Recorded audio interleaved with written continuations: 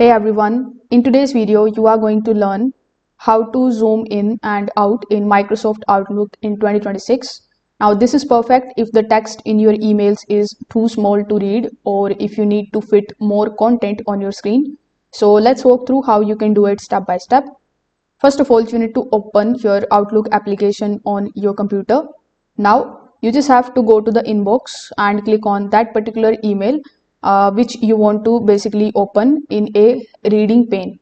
So once you are here, you just have to look for the option of view here on the top.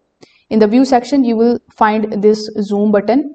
So when you click on the zoom button, you will notice that it is going to give you these plus and the minus options.